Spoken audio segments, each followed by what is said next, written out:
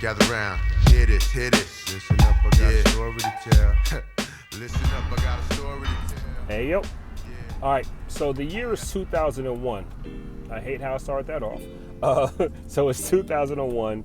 I'm in Anchorage, Alaska, and I get a job offer up in Fairbanks, Alaska for this native, what was it? It was a native shelter kind of ordeal, basically for runaway kids kind of ordeal, something like that.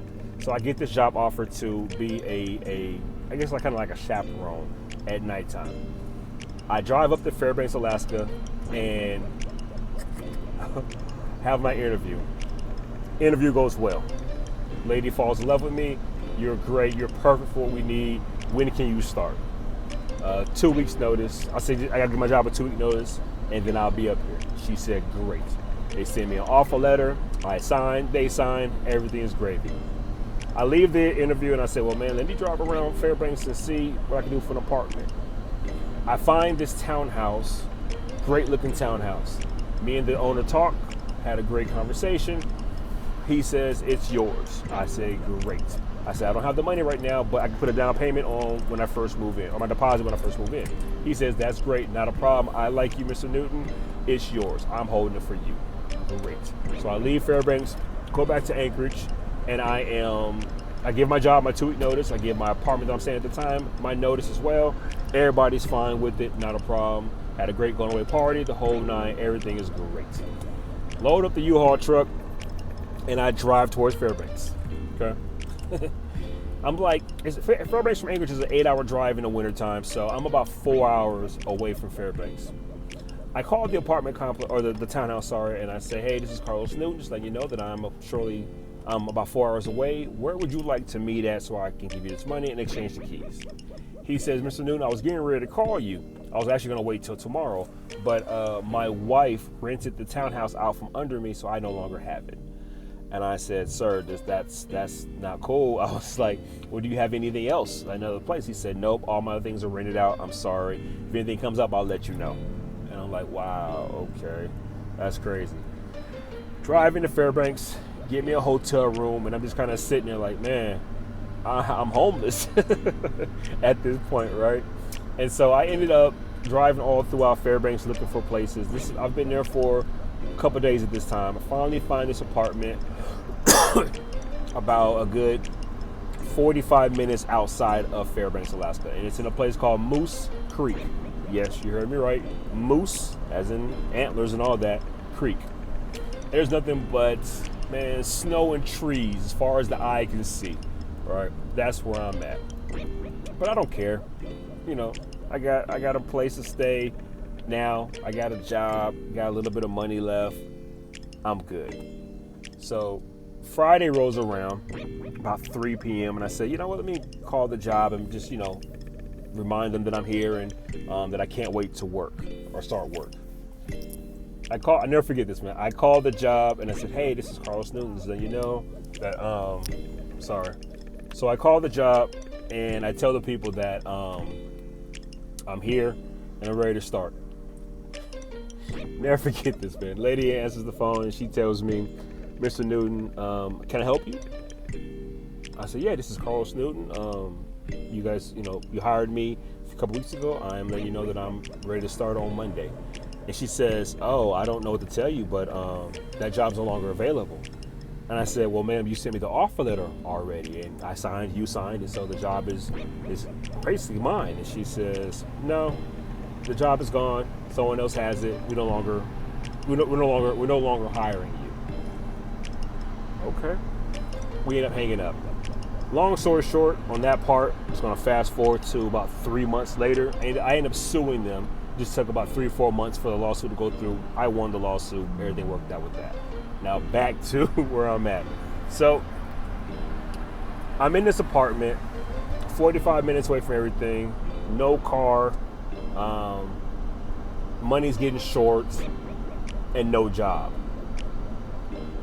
I ended up meeting the lady who lives next door to me, and she's a Christian. She said, hey, you should come visit my church. It's called Fairbanks Christian Center, Fairbanks, Alaska. Beautiful church, beautiful ministry, beautiful pastor and his wife. The Grays are amazing people. I miss them. I genuinely miss them. Just a wonderful, wonderful organization, and I mean it with all my heart. I go to the church for the first time as a member, and had a great time.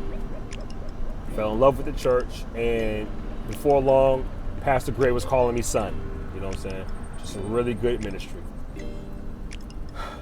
Fast forward about, let's say, 2-3 weeks. Now, he knows everything that's going on with me.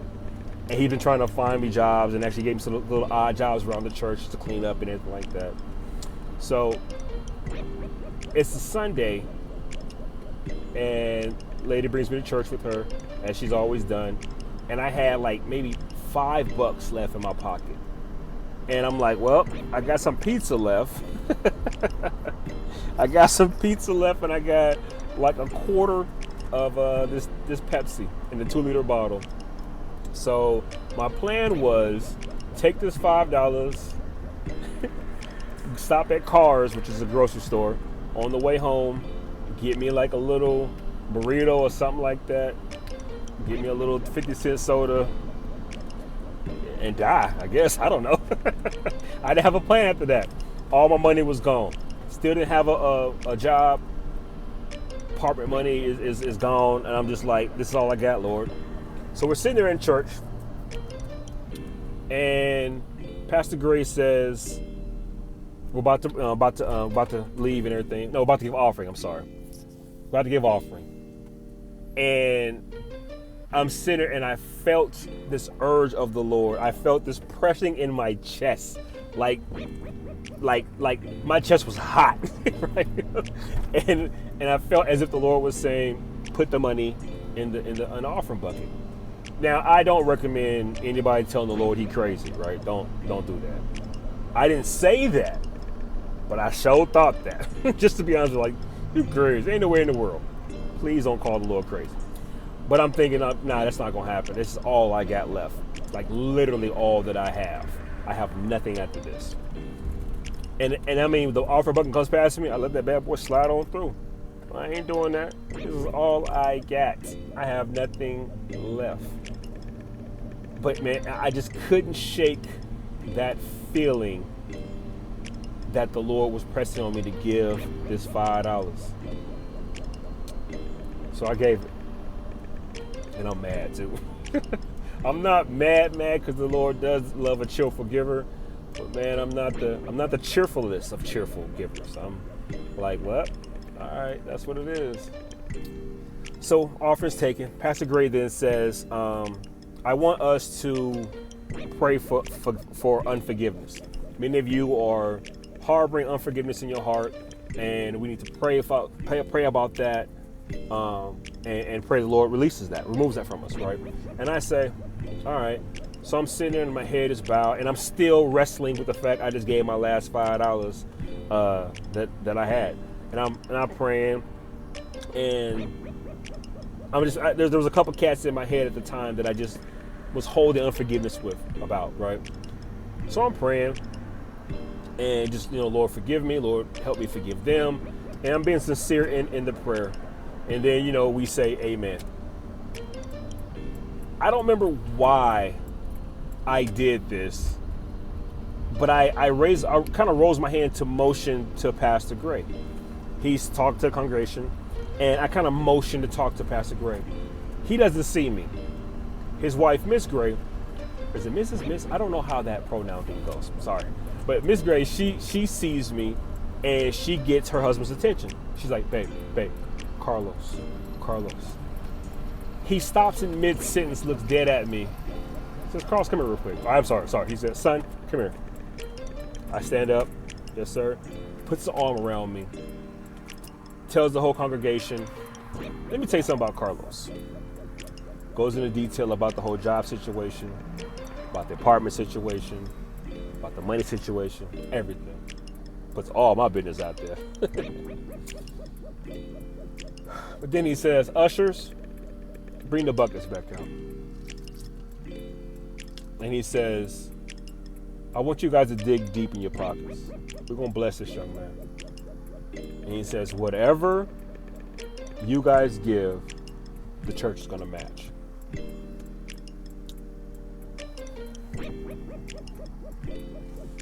I walked in there with $5 and a couple pennies. I walked out with $1,030.